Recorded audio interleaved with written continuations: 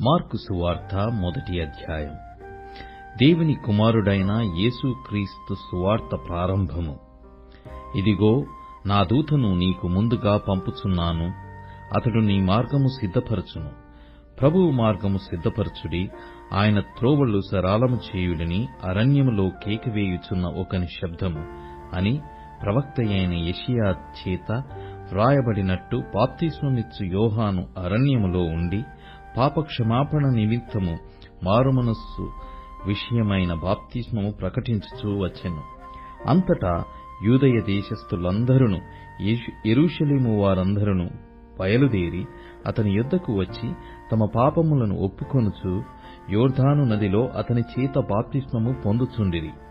యోహాను ఒంటె రోమముల వస్త్రమును మొలచుట్టు తోలుదట్టియు ధరించుకొనువాడు, అడవి తేనెను మిడతలను తినువాడు. మరియు అతడు, నాకంటే శక్తిమంతుడొకడు నా వెనుక వచ్చుచున్నాడు, నేను వంగి ఆయన చెప్పుల వారును విప్పుటకు పాత్రుడను కాను. నేను నీళ్లలో మీకు బాప్తిస్మమిచ్చి తిని గాని ఆయన పరిశుద్ధాత్మలో మీకు బాప్తిస్మమిచ్చునని చెప్పి ప్రకటించుచుండెను. ఆ దినములలో యేసు గలిలయలోని నజరేతు నుండి వచ్చి యోర్దానులో యోహాను చేత బాప్తిస్మము పొందెను. వెంటనే ఆయన నీళ్లలో నుండి ఒడ్డునకు వచ్చుచుండగా ఆకాశము చీల్చబడుటయు పరిశుద్ధాత్మ పావురము వలె తన మీదికి దిగివచ్చుటయు చూచెను. మరియు నీవు నా ప్రియకుమారుడవు, నీ యందు నేనానందించుచున్నానని ఒక శబ్దము ఆకాశము నుండి వచ్చెను. వెంటనే పరిశుద్ధాత్మ ఆయనను అరణ్యములోనికి త్రోసికొని పోయెను. ఆయన సాతాను చేత శోధింపబడుచు అరణ్యములో 40 దినములు అడవి మృగములతో కూడా నుండెను. మరియు దేవదూతలు ఆయనకు పరిచర్య చేయుచుండిరి. యోహాను చెరపట్టబడిన తరువాత యేసు, కాలము సంపూర్ణమయ్యున్నది, దేవుని రాజ్యము సమీపించియున్నది, మారుమనస్సు పొంది సువార్త నమ్ముడని చెప్పుచు దేవుని సువార్త ప్రకటించుచు గలిలయకు వచ్చెను. ఆయన గలిలయ సముద్ర తీరమున వెలుచుండగా సీమోను సహోదరుడగు ఆంద్రెయయు సముద్రములో వలవేయుట చూచెను. వారు జాలరులు. యేసు, నా వెంబటి రండి, నేను మిమ్మును మనుష్యులను పట్టు జాలరులనుగా చేసేదనని వారితో చెప్పెను. వెంటనే వారు తమ వలలు విడిచి ఆయనను వెంబడించిరి. ఆయన ఇంకా కొంత దూరము వెళ్లి జెబెదయి కుమారుడగు యాకోబును అతని సహోదరుడగు యోహానును చూచెను. వారు దోణిలో ఉండి తమ వలలు బాగు చేసుకొనుచుండిరి. వెంటనే ఆయన వారిని పిలువగా వారు తమ తండ్రి అయిన జెబెదయిని దోణిలో జీతగాండ్రుల యొద్ద విడిచిపెట్టి ఆయనను వెంబడించిరి. అంతట వారు కపెర్నహూములోనికి వెళ్ళిరి. వెంటనే ఆయన విశ్రాంతి దినమున సమాజ మందిరములోనికి పోయి బోధించెను. ఆయన శాస్త్రుల వలెగాక అధికారము గలవాని వలె వారికి బోధించెను గనుక వారు ఆయన బోధకు ఆశ్చర్యపడిరి. ఆ సమయమున వారి సమాజ మందిరములో అపవిత్రాత్మ పట్టిన మనుష్యుడొకడుండెను. వాడు, నజరేయుడగు యేసు, మాతో నీకేమి? మమ్ము నశింపజేయుటకు వచ్చితివా? నీవెవడవో నాకు తెలియను, నీవు దేవుని పరిశుద్ధుడవు అని కేకలు వేసెను.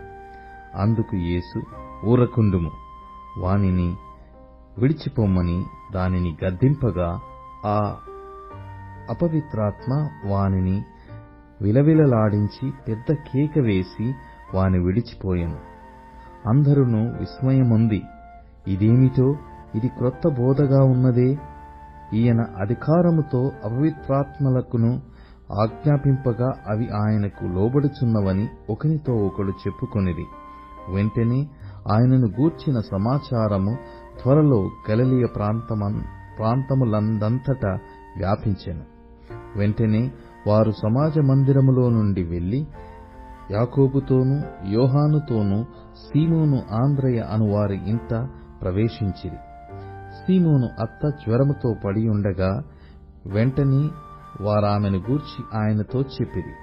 ఆయన ఆమె దగ్గరకు వచ్చి చేయి పట్టి ఆమెను లేవనెత్తెను. అంతటా జ్వరము ఆమెను వదలెను గనుక ఆమె వారికి ఉపచారము చేయసాగెను.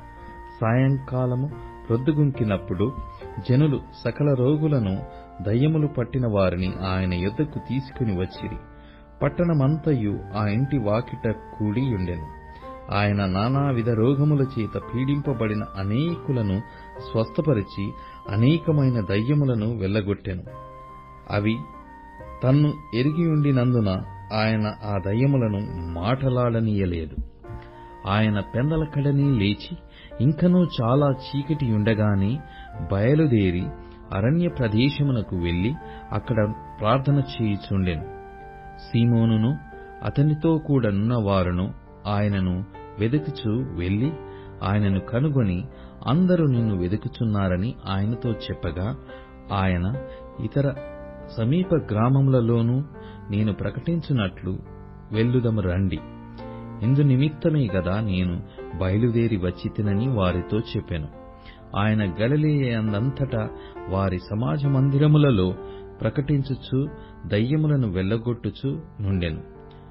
ఒక కుష్ఠరోగి ఆయన యొద్దకు వచ్చి ఆయన ఎదుట మోకాళ్ళూని, నీకిష్టమైతే నన్ను శుద్ధినిగా చేయగలవని ఆయనతో చెప్పి ఆయనను వేడుకొనగా, ఆయన కనికరపడి చేయి చాపి వానిని ముట్టి, నాకిష్టమే, నీవు శుద్ధుడవు కమ్మని వానితో చెప్పెను.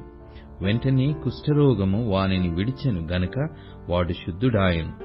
అప్పుడాయన ఎవనితోనూ ఏమీయూ చెప్పకు సుమీ, కాని నీవు వెళ్లి వారికి సాక్షార్థమై నీ దేహమును యాజకునికి కనపరుచుకుని, నీవు శుద్ధుడవైనందునకు మోషే నియమించిన కానుకలను సమర్పించుమని వానికి ఖండితముగా ఆజ్ఞాపించి వెంటనే వానిని పంపివేశెను.